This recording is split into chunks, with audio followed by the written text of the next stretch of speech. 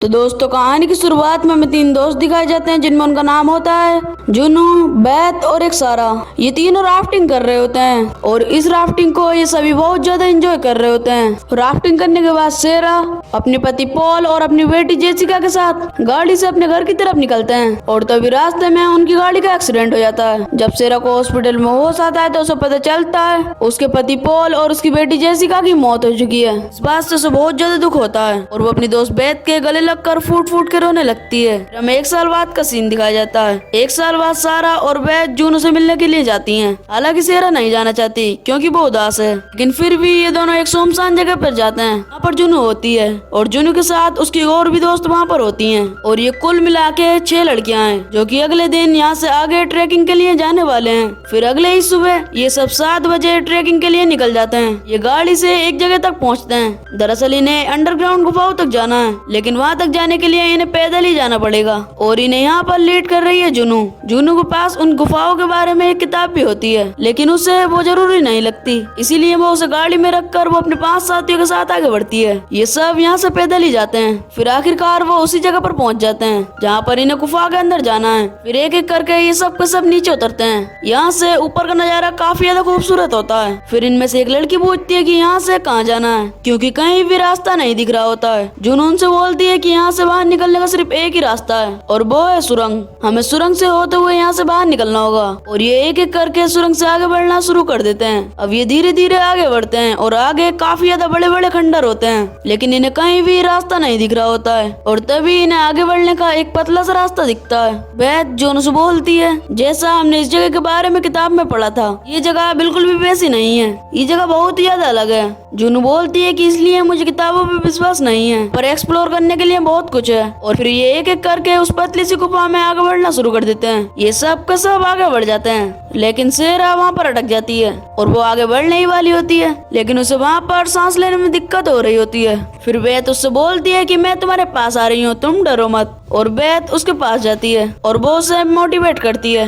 और उसे आगे बढ़ने के लिए कहती है। सारा कहती है कि मेरा बैग पीछे है और जब वो बैग लेने की कोशिश करती है, ऊपर जो पत्थर होता है वो धीरे धीरे खिसकना शुरू कर देता है। अगर वो पत्थर सेरा के ऊपर गिर गया तो वो हमेशा के लिए उस पतली सी सुरंग में दबकर मर जाएगी। बैत उससे बोलती है कि तुम बैग को छोड़ो और जल्दी जल्दी इस सुरंग से निकलने की कोशिश करो। फिर सेरा ऐसा ही करती है, वो जल्दी जल्दी उस सुरंग से निकलती है और तभी वो पत्थर गिरना शुरू हो जाते हैं, लेकिन सेरा वहाँ से सही सलामत निकल जाती है। लेकिन वो सुरंग जिसके द्वारा ये सब वहाँ पर पहुँचे वो अब पत्थरों से पूरी तरीके से बंद हो चुकी है, यानी कि चाह कर भी ये सब वापस नहीं जा सकते। तभी इनमें से एक लड़की बोलती है कि गाइड बुक के अकॉर्डिंग यहाँ से निकलने के 3 अलग अलग रास्ते हैं और ये जो रास्ता बंद हुआ है ये उनमें से एक था। वो जूनू से कहती है कि मैंने सही किया ना, प्लीज तुम हमें गाइड बुक को चेक करके बता दो। फिर जूनू कहती है कि मैं गाइड बुक नहीं लाई, मैं उसे गाड़ी में ही छोड़ आई। फिर इस बात से सभी शॉक्ड हो जाते हैं। जूनू उन सबको बताती है कि उस किताब को यहाँ पर लाने का कुछ भी फायदा नहीं था, इसीलिए मैं उसे गाड़ी में ही छोड़ आई। और अब सबका सब समझ जाते हैं कि जिन गुफा में इन्हें जाना था वो गुफा ये नहीं है, बल्कि ये वो गुफा है जहाँ पर कोई भी आज तक नहीं आया और इन्हें इन गुफाओं के बारे में कुछ भी नहीं पता और बाहर ना ही किसी को पता है कि ये 6 लड़कियाँ यहाँ इस गुफा में एक्सप्लोर करने के लिए आई हैं। यानी कि अगर ये इस गुफा में फंस गई तो इनकी मदद करने के लिए कोई भी बाहर से नहीं आने वाला। फिर इनमें से एक लड़की पूछती है कि इन गुफाओं का नाम क्या है। जूनू कहती है कि इन गुफाओं का कोई भी नाम नहीं है, क्योंकि आज से पहले यहाँ पर कोई भी नहीं आया और इसीलिए इन गुफाओं को मैं एक्सप्लोर करने चाहती थी। हमें यहाँ से आगे ही बढ़ना होगा, क्योंकि अगर हम यहाँ से आगे नहीं बढ़े तो डेफिनेटली हम सब के सब मारे जाएंगे। और ये धीरे धीरे उन पतली सुरंगों से बढ़ना आगे शुरू करते हैं और जब ये आगे पहुँचते हैं तो ये देखते हैं कि बीच में एक बहुत ही ज्यादा गहरी खाई होती है। तब ये माउंटेनियर्स की तरह क्लिप लगा के यहाँ से आगे बढ़कर इस खाई को पार करते हैं और एक एक करके सभी यहाँ से पार हो जाते हैं। लेकिन जब जूनू की बारी आती है तो एक क्लिप चट्टानों से निकल जाता है और रस्सी ऊपर से छूट जाती है, लेकिन कैसे न कैसे करके उसके साथ ही उसे ऊपर खींच लेते हैं और जुगनू भी बच जाती है। अब इन्हें यहाँ चट्टानों में एक क्लिप मिलता है और ये क्लिप मिलने का मतलब ये है कि यहाँ पर हमसे पहले भी कोई आ चुका है, यानी कि ये पहले इंसान नहीं है जो कि यहाँ तक पहुँचे हैं। फिर इनमें से एक लड़की बोलती है कि यहाँ पर अगर इंसान आए हैं यानी कि हम सही रास्ते पर हैं, हम यहाँ से बाहर निकल सकते हैं। फिर इनमें से दूसरी लड़की बोलती है कि अगर ये इंसान यहाँ से बाहर निकला होता तो इस जगह का नाम जरूर कुछ न कुछ होता। और ये क्लिप जो हमें मिला है ये आज से 100 साल पुराना है। इस टाइम में इस तरह की क्लिप्स नहीं बनते। इसके बाद ये सब के सब यहाँ से आगे बढ़ना शुरू करते हैं। फिर इन्हें इन्हीं गुफाओं में कुछ चित्र दिखाई देते हैं और उन्हीं चित्रों में इस जगह का भी एक चित्र होता है जिसमें ये दिखाया जाता है कि अंदर आने के अलग अलग 2 रास्ते हैं और एक रास्ते से ये सभी अंदर आए हैं, मतलब एक रास्ता और है जिससे ये सभी बाहर जा सकते हैं। और इस बात से इन सबको काफी ज्यादा खुशी होती है और इसके बाद कॉन्फिडेंस से ये सभी आगे बढ़ना शुरू कर देते हैं क्योंकि इनके पास अब एक उम्मीद है, यहाँ से बाहर निकलने का एक दूसरा रास्ता जरूर है। फिर कुछ दूर जाने के बाद इन्हें एक जगह पर सनलाइट दिखती है। इनमें से एक लड़की होती है जिसका नाम होली होता है। वो सनलाइट की तरफ भागना शुरू कर देती है। पीछे से जुनू उसे आवाज लगाती है कि उस तरफ मत भागो, वो सनलाइट नहीं है। और यहाँ पर इतना अंधेरा होता है कि टॉर्च से भी कुछ नहीं दिखता।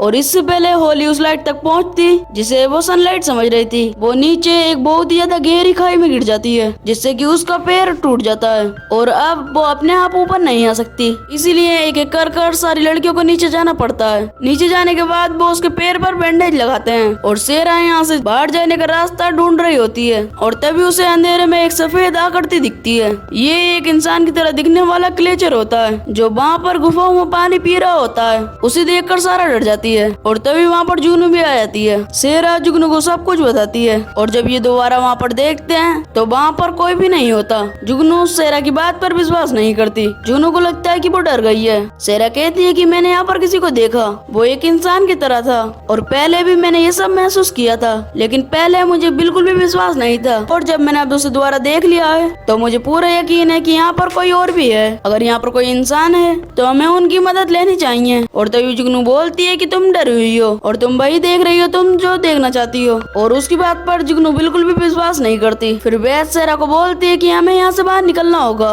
होली का पैर टूटा हुआ है और हमें यहाँ से उसे किसी भी तरीके से जल्द बाहर निकलना है। और फिर ये सब का सब यहाँ से आगे बढ़ते हैं। तभी उनमें से एक लड़की बोलती है कि उस तरफ डे लाइट थी, हमें उसी तरफ चलना चाहिए। जुनू बोलती है कि वो लाइट नहीं थी, वो फास्फोरस था जो कि अंधेरे में एक रोशनी की तरह दिखता है और इसी से होली को भी भ्रम हो गया था। अब ये सब का सब आगे बढ़ना शुरू करते हैं और बाहर का रास्ता पता करने के लिए बार बार लाइटर जलाते हैं ताकि इन्हें हवा का रुख पता चल सके, क्योंकि जिस तरफ से हवा आ रही है वहाँ का रास्ता उसी तरफ होगा। और ये उसी तरफ आगे बढ़ते जाते हैं और कुछ दूर आगे बढ़ने के बाद ये अपने कैमरे में नाइट मोड ओपन करते हैं ताकि उसकी स्क्रीन पर देख सके यहाँ पे क्या है। और उसकी स्क्रीन पर इन्हें यहाँ पर कई सारे जानवरों की हड्डियां मिलती हैं जिससे कि ये काफी ज्यादा डर जाते हैं। और इसके बाद एक बार फिर से जुगनू अपना लाइटर जलाती है ताकि इन्हें यहाँ से बाहर निकलने का रास्ता पता चल सके, लेकिन अब हवा इन्हें रास्ता दिखाना बंद कर देती है, यानी कि हवा अब कहीं से भी नहीं आ रही होती है। और इस बात से इनका डर अब काफी ज्यादा बढ़ जाता है और सारा यहाँ पर चिल्लाना शुरू कर देती है, क्या यहाँ पर कोई है, हमें मदद की जरूरत है। और तभी वहाँ पर वही क्लेचर आ जाता है जिसे कि शेरा ने देखा था। वो इनके पीछे आकर खड़ा हो जाता है और जब ये सब उसे देखती हैं तो सबके सब डर जाती हैं। और तभी वो क्रीचर ऊपर भाग जाता है, एक ऐसा जीव जो कि इंसानों की तरह दिखता है। ये सभी उसे देखकर हैरान होती हैं कि ये क्या चीज है, कि वो चीज यहाँ से इतनी जल्दी गायब कैसे हो गई। शेरा कहती है कि मैंने तुम्हें कहा था, मैंने कुछ देखा था। फिर वो लड़कियां कहती हैं कि वो इंसान नहीं था, वो कुछ और ही था। अब ये सब का सब डर चुके हैं। अब इन्हें ये नहीं पता कि उन्हें कहाँ पर जाना है, इन्हें नहीं पता वो कौन था। तभी इन्हें गुर्राने की आवाजें आना शुरू हो जाती हैं और ये सब का सब डर जाते हैं और ये सब का सब उस जगह को छोड़कर दूसरी तरफ बढ़ना शुरू हो जाते हैं। इन्होंने जो फ्लैश लाइट जलाई होती है, शेरा उससे कहते हैं कि इसे बुझा दो, लेकिन तभी वो क्लेचर उन पर हमला कर देता है और होली जिसका पेट टूटा हुआ है वो उसे मार देता है और उसे खींचकर अपने साथ ले जा रहा होता है। और तभी वहाँ पर जुनू आती है और वो उसे अपने साथ नहीं ले जाने जाती और वो उस क्लेचर को मार देती है। तभी उसे पीछे से लगता है कि कोई और क्लेचर उसके पीछे आ रहा है और वो पीछे हमला कर देती है, लेकिन पीछे कोई और क्लेचर नहीं होता है बल्कि उसकी दोस्ती होती है जो कि अब पूरी तरीके से घायल हो चुकी है। वहीं हमें दूसरी तरफ दिखाया जाता है कि शेरा भाग रही होती है तो वो गिर जाती है और जिसकी वजह से वो बेहोश हो जाती है। और जब उसे होश आता है तब उसके सामने वो क्लेचर होते हैं, लेकिन वो क्रीचर उसे देख नहीं सकते क्योंकि उनकी आंखों की रोशनी नहीं है। इन क्लेचर को रोशनी और आवाज अट्रैक्ट करती है। तारा बेहोश थी इसलिए उन्हें सारा का पता नहीं चला और शेरा इन क्रीचर को अपने कैमरे के नाइट मोड में देख रही होती है, इसलिए वो इसे महसूस नहीं कर सकते, इसे देख नहीं सकते, लेकिन शेरा इसे देख सकती है। फिर हमें दूसरी तरफ दिखाया जाता है उनमें से दो लड़कियां चट्टानों के बीच में छुपी हुई होती हैं और तभी वहाँ पर वो क्रीचर आ जाता है, लेकिन वो उन्हें देख नहीं पाता क्योंकि ना ही इनके पास रोशनी होती है और ना ही ये कोई आवाज कर रहे होते हैं और वो उनके पास ही से हो तो वो आगे चले जाता है। और लेकिन तभी इनमें से एक का बोझ का अलार्म बजना शुरू हो जाता है और तभी वो क्रीचर उनकी तरफ आता है ताकि इन्हें मार दे। इससे पहले वो क्रिएचर उनके पास पहुंच पाता, वो अपनी वॉच को उतार कर फेंक देती है, जिससे कि वो क्रिएचर उनके दौरे तक नहीं पहुंच पाता। वो उस वॉच तक पहुंचता है और इन दोनों की जान बच जाती है। और तभी इन्हें जुनू की आवाज आती है जो कि इन्हें पुकार रही होती है और ये सभी जुगनू की तरफ बढ़ना शुरू कर देते हैं। और तभी एक क्रिएचर इनके ऊपर हमला कर देता है, लेकिन इससे पहले कि वो उनमें से किसी को मारता,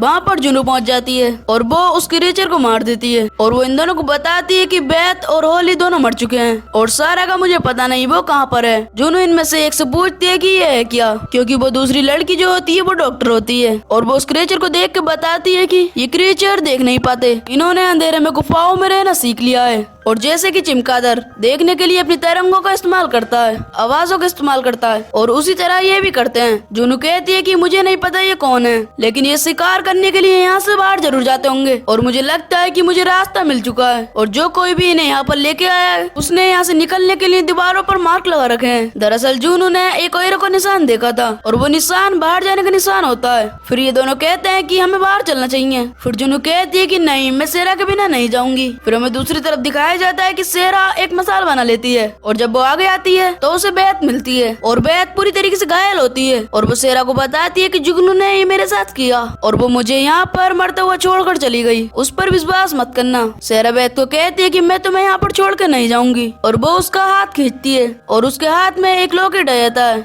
बेथ उसे बताती है कि ये जुनू का है जो उसे पॉल ने दिया था। पॉल सेरा के पति का नाम था जिसकी 1 साल पहले कार एक्सीडेंट में मौत हो गई थी। ये सुनने के बाद सेरा को बहुत ज्यादा दुख होता है। सेरा उस लॉकेट को साफ करती है, उसमें लिखा होता है कि लव इज डे, यानी कि जुनू ने सेरा को धोखा दिया था। उसका उसके पति के साथ अफेयर था जिसके बारे में सेरा को आज पता चला है। सेरा बेथ को अपने साथ ले जाना चाहती है, फिर बेथ बोलती है कि नहीं, मैं अब नहीं जा पाऊंगी, तुम जाओ और जाने से पहले मुझे इस दर्द से मुक्ति दे दो। बेथ के कहने का मतलब ये होता है कि तुम मुझे मार दो। हालांकि सारा ये सब नहीं करना चाहती, लेकिन अगर उसने ऐसा नहीं किया तो वो क्रीचर बेथ को आकर जिंदा ही खा जाएंगे, इसीलिए सेरा को उसे मारना पड़ता है। और जैसे ही वो उसको मारती है और तभी पीछे से एक क्रीचर सेरा के ऊपर हमला कर देता है, लेकिन सेरा उसे मार देती है और इसके बाद वो उस तरफ बढ़ती है जहाँ से उसे जुनू की आवाज आई थी। वहीं हमें दूसरी तरफ दिखाया जाता है जुनू और उसके साथ जो 2 लड़कियां होती हैं, इनकी तरफ काफी ज्यादा क्रिएचर बढ़ रहे होते हैं और वो इनमें से 2 को मार देते हैं और अब जुनू अकेले ही बची है। अब उसके पास सेरा भी पहुंच जाती है तो उससे कहती है कि बेथ कहाँ है।